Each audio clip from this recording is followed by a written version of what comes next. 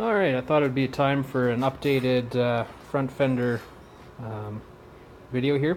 I haven't quite finished it. I gotta come down here and clean this mount up a bit. I was just using some scrap steel to reinforce it, as I didn't quite like how flexible it was. But I haven't cleaned it up yet. I'll grind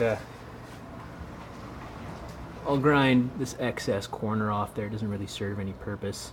But as far as how it mounts, this is a piece of 3/4 inch channel. This is a piece of 3/4 inch channel. They're at a 70-degree miter, and then the tubing is just butt welded to the top of the top flat piece. I put a picture of this up before. You can check out the Facebook site there to see what's done. And I found this, because this tubing is, you can't really tell, it's actually quite thin. I found it was flexing just a bit too much up here, like this, from side to side. Not so much this way, like front to back, but it was side to side. I didn't like how stiff it was. And that's why I put this 1/8 inch plate on the back side, which is about the same thickness as the stock Exomotive one. And it just welds up along the channel from the bottom all the way up top, and then just touches the top of the tube here a little bit, just to reinforce the side to side stiffness of this junction. It also gives you more to bolt through. So this layout in the front hits 3 bolts. It hits the top brake ducting bolt back there, and then in the front here I have 2 bolts going through that nub. To be honest, 1 bolt through the front nub would be lots, and you can use a thicker bolt as well. I'd used 1/4 inch bolts before, so I had them laying around, so I just kept using them. And then in the top, to mount to the fender, I just did my same, where's a better shot of it here? I just did my same slotted tabs. I just took some 3/4 inch flat bar, cut a groove in it. Those tabs don't need to be overly strong. They're not really, like, all they have to do is get the load from your fender to the bar. So using a big chunk of thick steel is just a bunch of weight. And then, let's go back to the rear one.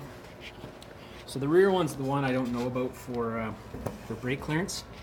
So you're quite tightly wedged in here. And this is the same way I did the back ones there, with a piece of 1 inch by 100,000 thickness tubing that I cut the end off of, drill a hole in, and it fits perfectly in there with a socket around that bolt to get it out.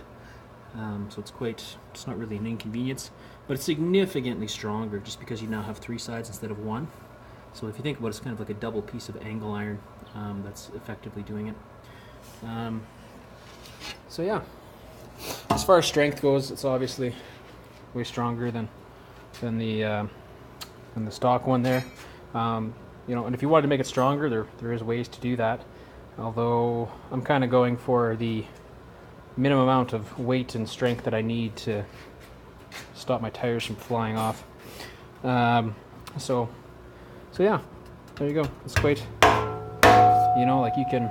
I gotta see if I can hold the camera still enough while I hit it. See it bounce? Yeah. Right. So it's quite strong. It does. I've noticed that you can hear them vibrate a little more once I took the paper off. Like the same thing on the rear ones here. So I have both rear ones mounted now. Oh, that one's loose. One of my bolts came loose. I don't have to tighten those? Oh, I have a loose bolt on the back there. I must have forgot to tighten one of them. But, or it could just be rubbing right here. I gotta clearance that still. But yeah, no, they work quite strong. Quite good. Quite happy with how they turned out. Alright, talk to you guys later.